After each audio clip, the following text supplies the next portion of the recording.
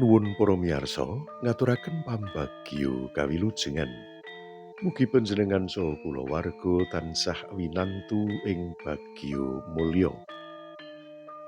Sugeng pepanggihan malih kaliyan kula Slamet Prasaja wonten ing acara waosan cariyos cekak.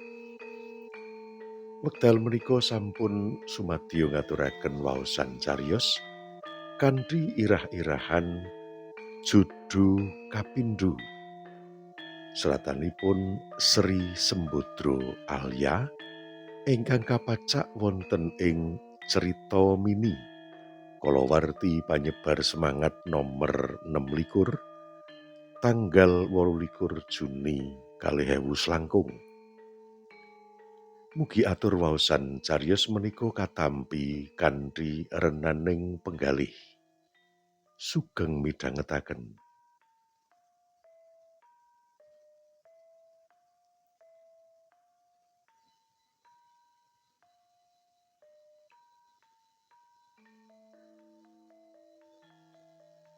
Sapa ta sing gelem dadi randha? Ditinggal mati bojo lan ngemong anak telu sing isih cilik-cilik. Barepe umur 5 taun, nomer loro umur 3 taun, lan sing keri dhewe isih setahun. Jarine wong Jawa, anakku telu mau sendang kaapit pancuran. Tegese lanang wadon lanang. Ora ngira yen Mas Yoyo ndhisiki ninggalake aku lan anak-anakku jalaran ketaman lara tipes. Nalika semono atiku sedih banget. Nanging aku cepet nyigek ngrantesing ati amrih ora kedlarung-dlarung. Ngelingi aku iki uga ibu kanggo anak-anakku sing butuhake ragat kanggo nyambung urip saben dinane. Aku emoh dadi layangan pedhot sing ora karuan jluntrunge. Kosok baline, aku kudu semangat supaya anak-anakku ora kapiran uripe. Aku nyambut gawe dadi pimpinan bank swasta. Siji-sijine pengalaman kerja nalika aku isih legan, saiki tak lakoni maneh ing umurku sing ora enom. Bayaranku lumayan, cukup kanggo ngopeni anak karo mbayari pembantu. Ing omah isih ana ibu sing ngawat-awati putune sakmangsa aku durung mulih kerja. Ora mung jagakake bayaran saka bank, aku uga ngupaya tambahan penghasilan kanthi dodolan sandangan kanthi online. Senadyan sak temene kuwi dudu bisnisku dhewe, nanging mung ngrewangi ngedolake dagangane kanca. Alhamdulillah, genep 2 taun dhuwitku wis nglumpuk. Tak etung-etung cukup kanggo modal usaha. Aku pamit metu saka bank papanku makarya, nuli mbukak jahitan lan konveksi. Saya suwe pelangganku saya akeh. Sawijining dina aku kerawuan Bu Lurah Pranti. Perlune arep golek jahitan gendera lan sepanduk kanggo rerenggan mengeti dina kamardikan 17 Agustus. Nalika ketemu panjenengane atiku langsung mak tratap. Merga aku mbiyen tau dadi calon mantune nanging wurung. Mas Kavi putrane Bu Pranti mbiyen pacarku. Nanging dheweke durung siap nikah. awit isih pengin bacotake pendidikan menyang Turki. Rene umurku wis saya mateng, mongko Mas Kavi ora ana kabari, mula bapakku mutusake nampa panglamare Mas Yoyok, putrane kancane. Wis suwe dadi randha, apa ora serabi maneh, Nduk? Pandangune kebak teges. Kula tak ngopeni yoga mawon, Bu. Kandhaku karo ndungklu. Aja ngono, wong sliramu ki isih enom. Pantes menawa rabi maneh, ben ana kanca urip, kena diajak nggulawentah anak. Gek sinten ingkang purun kalian rondo anak 3 kados kula, Bu? Mesti ana sing isih gelem. Lah kae, Kavi wis cekel gawe, rupa ya ora elek. Nganti saiki durung rabi.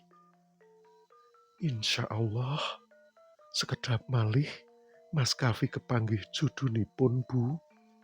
Aku ngayem-ayemi Bu Pranti, senadyan karo geget lambe ngempet tangis.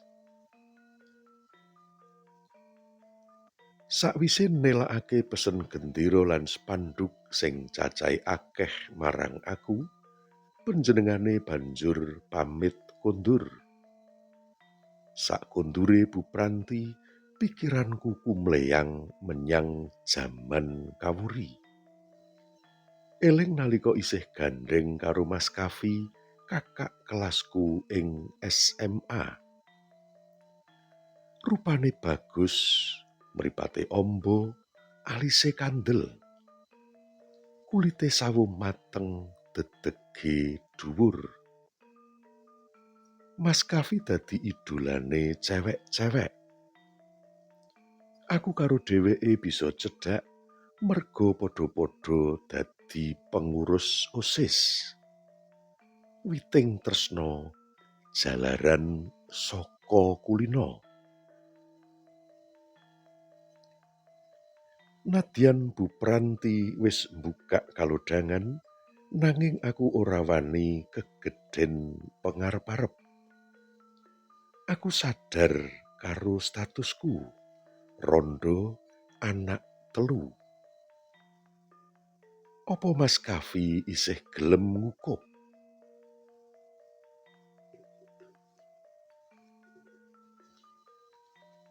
Malem Minggu anak-anakku dijak metu dening bulike. Pamite menyang Gor Lembu Peteng.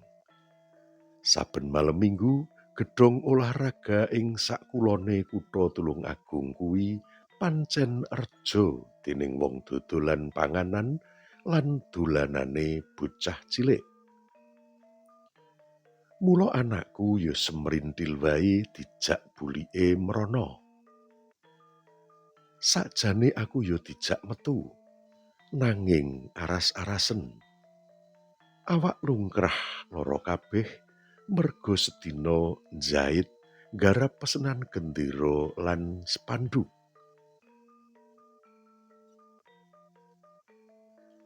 Nalika aku isih males-malesan karo nonton televisi, keprungu swara mobil mandheg ing plataran.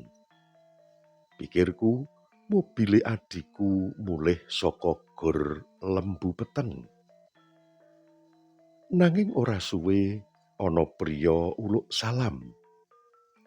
Aku krengkangan menyat karo mangsuli salame. Sakala aku njegreg bareng ngerti sapa sing mertamu. Mas Kavi. Ya Allah, kaya ngimpi rasane. Mas Kavi, pinarak Mas, kok njanur gunung mampir gubukku. Entas tindak ngendi ki mau? Pambagiku ngempet ati sing ora karu-karuan rasane. Dheweke banjur mlebu ruang tamu, lungguh kursi adep-adepan karo aku. Aku bingung arep ngajak omong apa, sebab iki patemon sing sepisanan sakwise mataun-taun pepisahan. Aku kok ngomah wae Ran. Pancen dak sengaja pengen dolan rene. Mas Kavi mecah swasana amem. Apa diutus dening Bu Pranti ngenahake pesenane? Ora, tekaku iki saka kekarepanku dhewe. Ibu pancen ngendika mentas pesen gendera lan sepanduk neng sliramu. Banjur cerita ngenani masalahmu. Yo, ngene iki Mas masalahku kari nglakoni. Aku mongkok marang sliramu. Wanita tanggon sing ora pasrah karo kahanan pangalembanane. Aku mesem ampang. Apa bener aku tanggon kaya panyawangi liyan? Dadi randha iku abot sanggane. Ora mung kedungsangan nyambut gawe kanggo nyukupi kebutuhan rumah tangga ijenan, nanging uga kudu tatak ngadepi swara-swara panyenges sing nglarakake ati saka kiwa tengen. Apa Mas Kavi weruh yen kadang kala aku uga nangis? Apa ora kepengin rabi maneh to Ran? Pitakone ngagetake aku. Ah, embuh Mas, tak ngopeni anak-anakku dhisik wae. Masalah rabi tak pasrahke karo sing gawe urip. Umpama ana priya sing nglamar, apa sliramu gelem? Walah, gek sapa gelem ngrabi rondo anak telu Mas? Apa ora malah dadi beban? Ngopeni anak yatim iku ganjarane gedhe. Aku gelem upama oleh ganjaran sing ngono kuwi. Aku ngguyu. Ora pisan pindho aku krungu tembunge wong lanang sing mengkono mau. Nanging entek-entekane mung omong kosong. Kok diguyu to Ren? Aku serius. Ucape Mas Kavi pancen katon serius. Nanging aku ora bisa mangsuli bengi iki. Aku ora pengen kesusu nadyan priya iki cinta pertamaku. Ya wis, pikiran dhisik Ran. Aku nunggu wangsulanmu. Jane wis suwe aku arep nembung sliramu nanging isih mandeg mangu. Sumelang ibu ora rena. Nanging sakwise ibuku setuju, wekasane aku mara menyang omahmu iki. Sakmulie Mas Kavi atiku dadi nglayung. Mangan ora enak, turu ora jenak. Duh Gusti, mosok aku kudu jatuh cinta maneh. Akhire tengah wengi kuwi aku ndedonga. Muga-muga oleh pituduh kanggo lakuku ing tembe. Ing wengi katelu dumadakan aku ngimpi ketemu Mas Yoyok. Dheweke marani aku karo gandeng anak-anakku diajak nemoni Mas Kavi. Ora suwe jarake karo impenku mau, ibu lan bapake Mas Kavi rawuh sak perlu nglamar aku. Ora bisa selak maneh. Judu kapindhoku wis teka. Ora liya ya tresna kapisanku. Jare Mas Kavi, gaplek kecemplung kalen. Timbang golek aluwung balen. Pancen lelakon urip mono wis ginaris.